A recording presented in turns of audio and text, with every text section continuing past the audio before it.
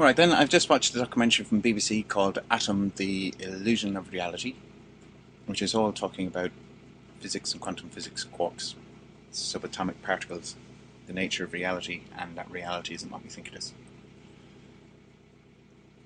Essentially what they're saying in it is Schrodinger's cat, for example. It depends on what you expect as the measurement as what the result tends to be. And I'm reading a book called Strange Loop, which is saying that on the one hand in our brains we have symbols, and those symbols are high-level concepts like high-level language, and yet at the same time there are subatomic particles which are actually working on a different set of laws. So on the one hand you've got all these little particles that are creating all the ability to think, and then on the other hand you've got high-level languages that are forming how those little patterns and atoms and such like things form themselves and group themselves into what we call concepts and ideas and things that we can communicate as language. And on another hand, I'm reading a book that is about Hamlet on the holodeck, which is about how computers can help us with narratives and storytelling.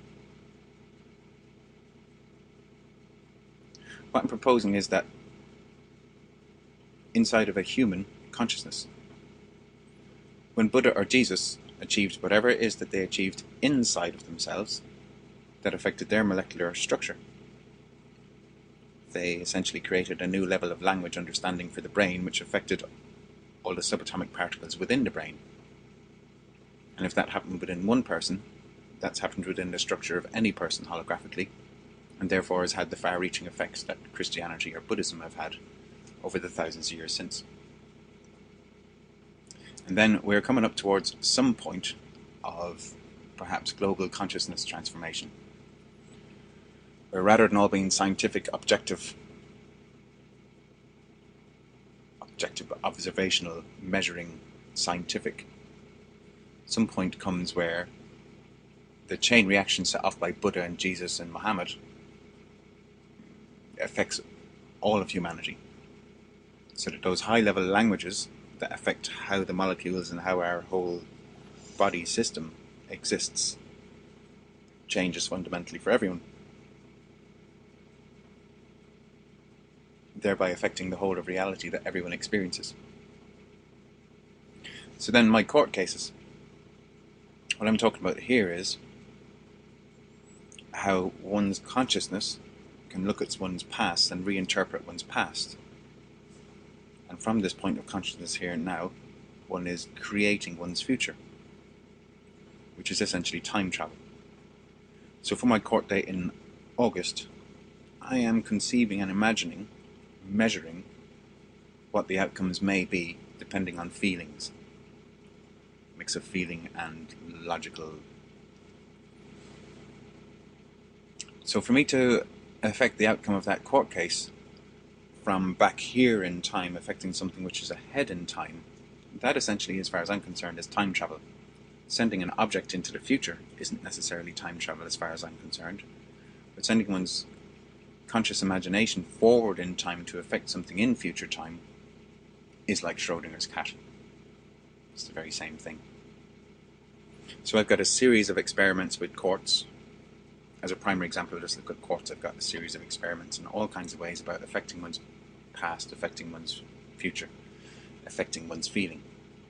And I'm talking about the intuitive link, that it's the intuition that connects the universal principles or multiversal principles, and the effect of those multiversal principles, one's soul self, gathering of all the little motes of intelligence, and downloading that into one's present consciousness allows one to expend that out in a no-time space, which affects past and future.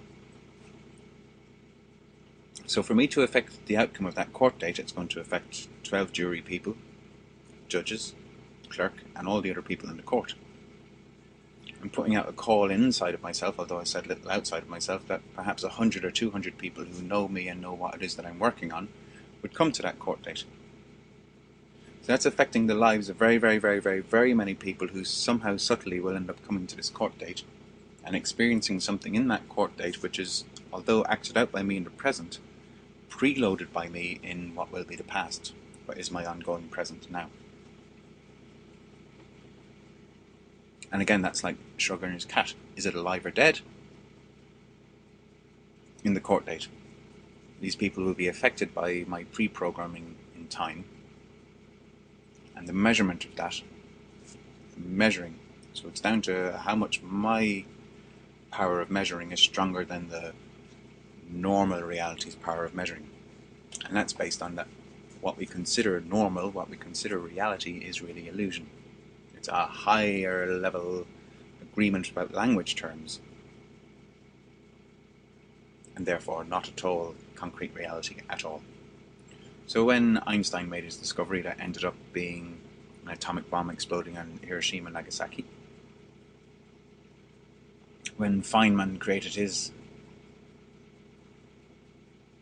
essentially graphs and diagrams rather than just mathematics to explain that there are tinier things still again than atoms, that there are quarks and all of these things.